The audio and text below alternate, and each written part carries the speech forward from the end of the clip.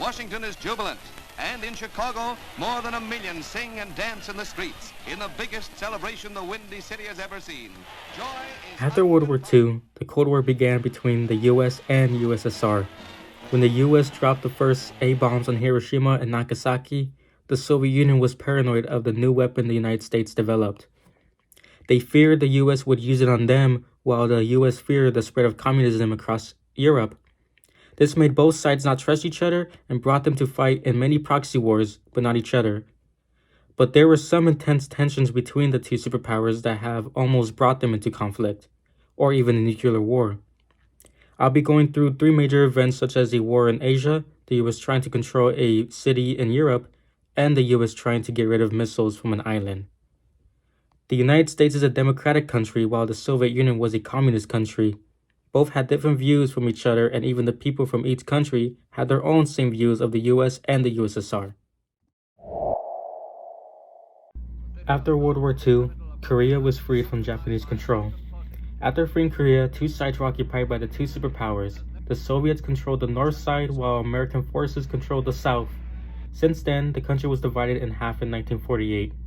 The same year, Soviet soldiers left Korea, and then a year later, US soldiers did as well.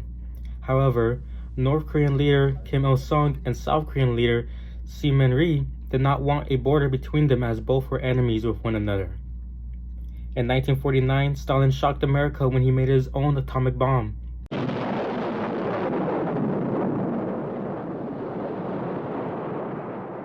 With his own atomic bomb, Stalin started to get cocky.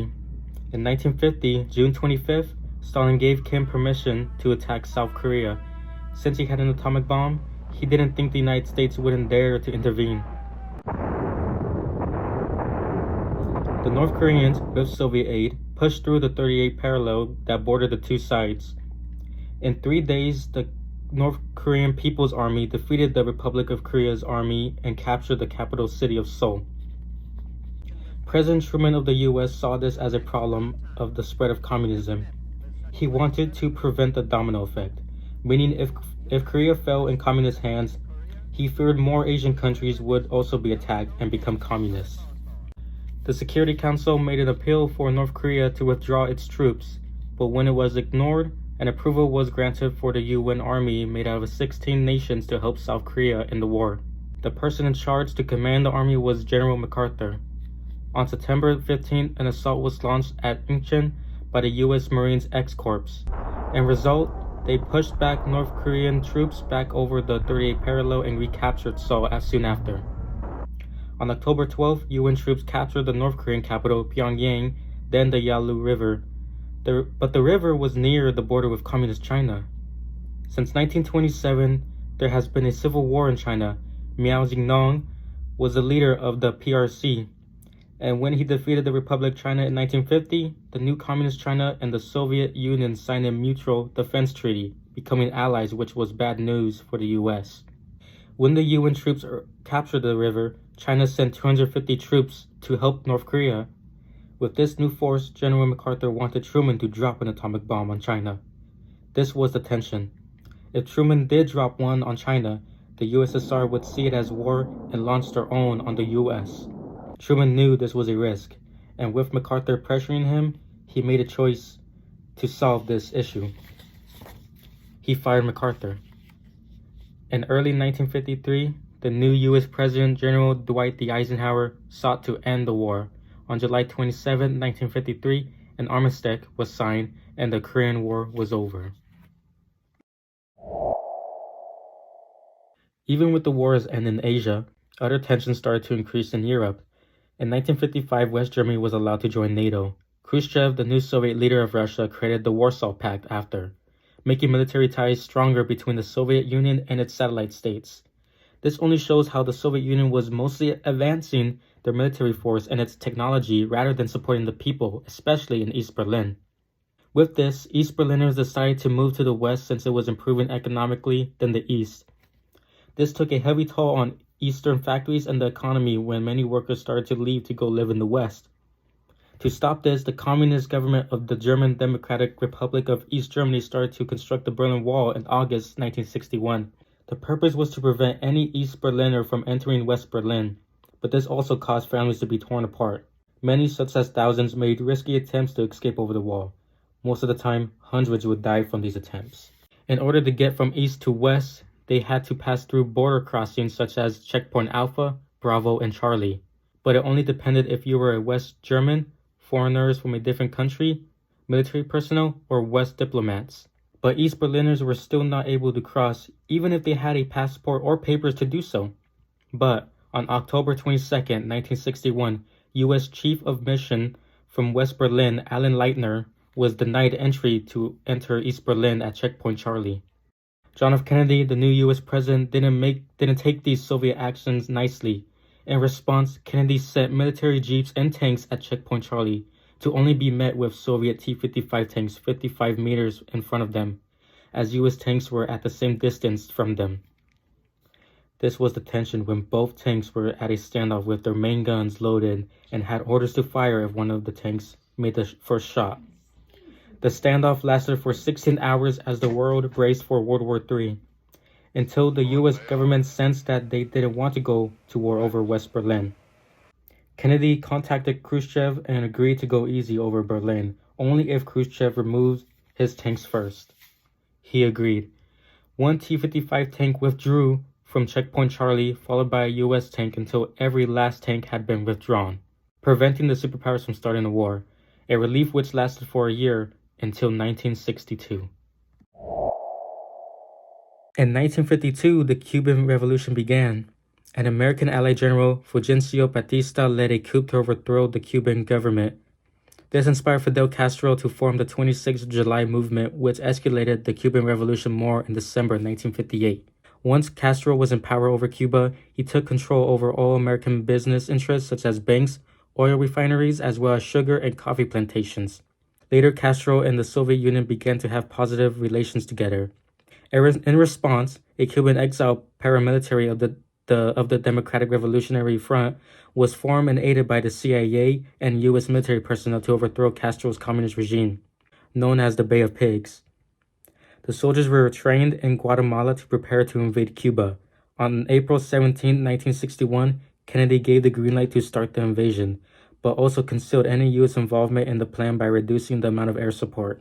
This resulted in the Bay of Pigs invasion to be a total disaster within 3 days. After the failed invasion, Fidel Castro and Soviet leader Khrushchev made an agreement in the construction of nuclear missile delivery systems in Cuba.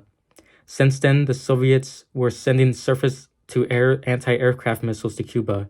John F. Kennedy did not argue because he was assured by the Minister of Foreign Affairs of the Soviet Union, Andrei Gromyko, that Russia did not put any nuclear missiles in Cuba. But on October 14, 1962, a U.S. U-2 spy plane flew over Cuba and saw something out of place. The plane took several photos of nuclear missiles under construction in Cuba. Kennedy was lied to. This was the most intense tension of the Cold War. This started the Cuban crisis. America needed to act fast because now they were vulnerable to airstrikes from Cuba. And if Cuba did launch a missile at the U.S., it would mean nuclear war with the Soviet Union. To help deal with this crisis, Kennedy ordered a naval quarantine of Cuba on October 22nd, as a blockade assumed the state of war existed. This was to prevent any Soviet ships from delivering any type of supplies to Cuba. He then sent a letter to Khrushchev, telling him the U.S. wouldn't permit offensive weapons to Cuba as a demand to dismantle the missile bases and return all back to the USSR. Kennedy went on national television to inform the public of the crisis. The American people were shocked. On the 24th of October, Khrushchev responded by calling the U.S. blockade an act of aggression and ordered Soviet ships to keep moving to Cuba. The public's reaction went from shock to panic.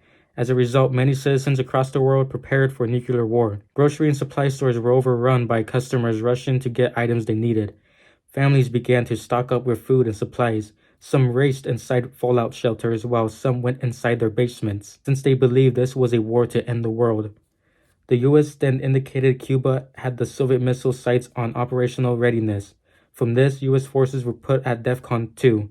DEFCON 1 meant nuclear war. Khrushchev sent Kennedy 2 messages. The first said the USSR will remove their missiles from Cuba if the U.S. doesn't invade the island. But the second message demanded the U.S. to remove the Jupiter missiles from Turkey as a requirement to do so.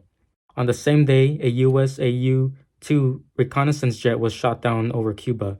During this, US naval ships noticed a Soviet B-59 submarine underwater in the Caribbean Sea. What they didn't know was this sub was carrying a tactical nuke. The US naval ships were starting to drop depth charges around the sub to make it resurface to have a talk with the Soviet sailors.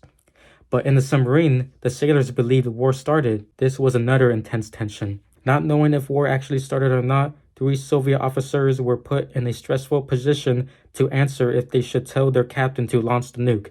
2 officers agreed, but thankfully one said no. With this answer and many arguments after, the captain gave the order to resurface, and thankfully they were not met with gunfire, but a simple talk with US sailors. This tension was solved, but it wasn't over yet. Kennedy was now prepared to attack Cuba while they kept searching for any type of solution to solve this crisis. And on that night of October 27th, Kennedy proposed steps to the USSR to remove the Soviet missiles from Cuba, under the supervision of the UN, and promising to not attack Cuba. On October 28, Khrushchev finally agreed and made a public statement to remove the missiles from Cuba. During the statement, missiles from Turkey were removed by the US. One of the biggest and most intensive tensions was solved, and in 1963, a nuclear test ban treaty was signed. In 1968, the Nuclear Non-Proliferation Treaty was signed, which meant the superpowers promised to not supply any nuclear tech to other countries. Although it has been approximately 76 years that the United States has been faced with extreme tensions with threats of nuclear weapons from other countries, the US is yet again faced with the same threats today. History doesn't repeat itself, but it rhymes. Therefore, we understand the destruction of such threats to our country and allies would be faced if a nuclear war was to take place. In an effort to avoid catastrophic results, we will continue to seek peace as an effort to protect our country and save the lives of the American people. This attempt should not be confused or mistaken as a sign of weakness.